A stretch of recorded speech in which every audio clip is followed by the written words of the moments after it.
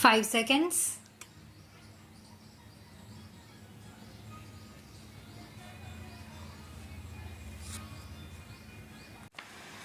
I am glad to welcome you to this conference, the main initiative for calling which belongs to my friend and colleague when the first suggested to me that there should be a meeting of vice chancellors and others to consider how we can improve agricultural education in the country. I readily agreed. There is perhaps no single issue which is of greater importance for the future well-being of our country. A hard fact which we must face is that the economic life of India is not properly balanced between agriculture and industry. Though there has been considerable development in industry in India in the last 50 years, we cannot by any means call India an industrial country. The basis of our life is still agricultural, and the vast majority of our people depend on agriculture for their livelihood.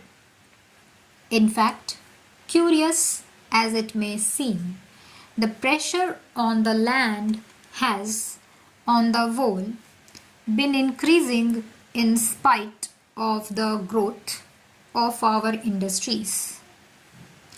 It is therefore all the more regrettable that we cannot produce enough food even to meet our requirements.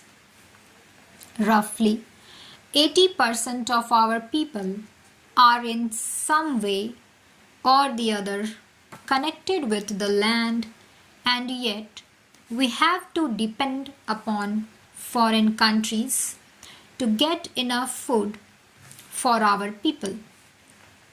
In sharp contrast, we find that the USA, where not even 1/5 of the people work on the land, not only produces all its food but exports vast quantities to other parts of the world.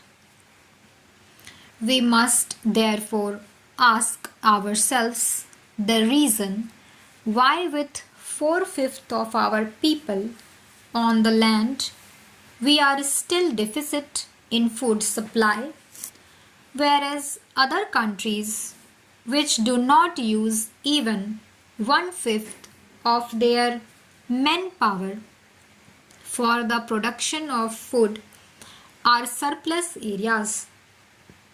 A searching inquiry into this problem is more necessary as our position has not always been so bad as it is today.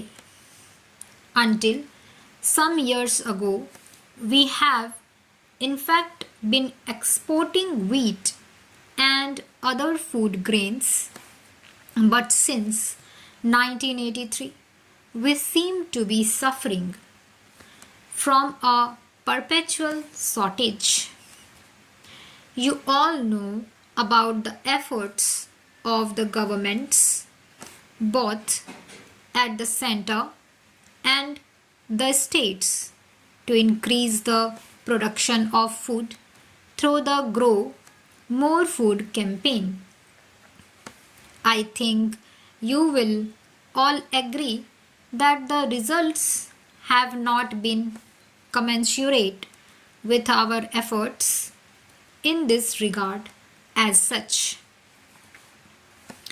We know that the average yield of our land is one of the poorest in the world, And this is so in spite of the fact that the quality of our soil is perhaps second to none.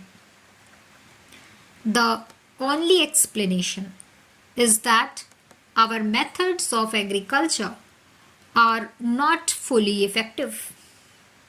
We must therefore think in terms of a change in our agricultural methods.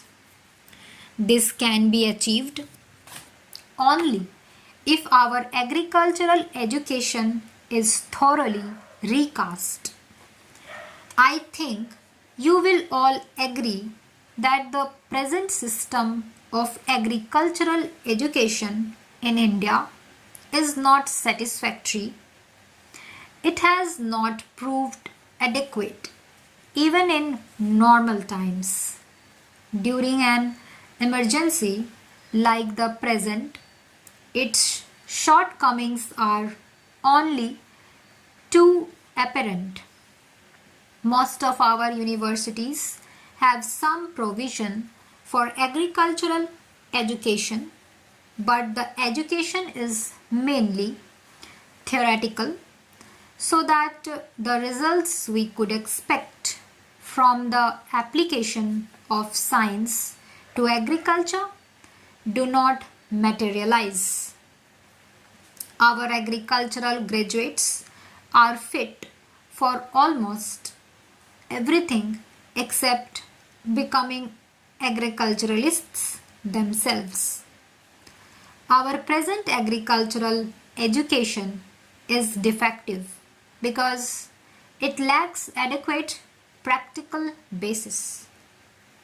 An even greater defect is that agricultural education is not an essential part of the general education of the country.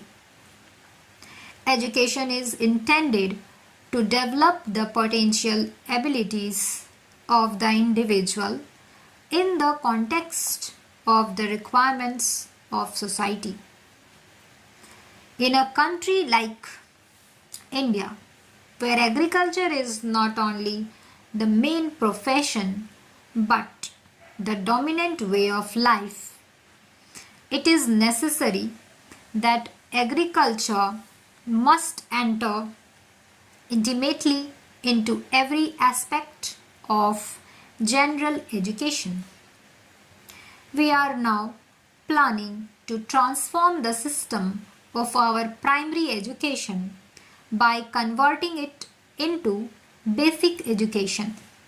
Gandhiji, with the insight of a genius, saw that if education is to be creative and real for millions of our people, it must seek to satisfy their basic requirements of food and clothing. Intellectual development can be adequate and satisfactory only in the context of satisfying these two basic needs. Our general education, especially in the earlier stages, must therefore give a greater importance to the theory and practice of agriculture. I have for some time been considering the question of having some kind of conscription by which all students in our colleges and universities would be compelled to work for a period in fields and factories. I have, however, come to the conclusion that for various reasons this cannot be immediately done. In Western countries, the labor of young people has been effectively and usefully employed, as the problem of these countries is primarily one of shortage of labor in our country. If there is an excess in anything, it is that of manpower. It will not be incorrect to say that almost all Indians are underemployed. Stop.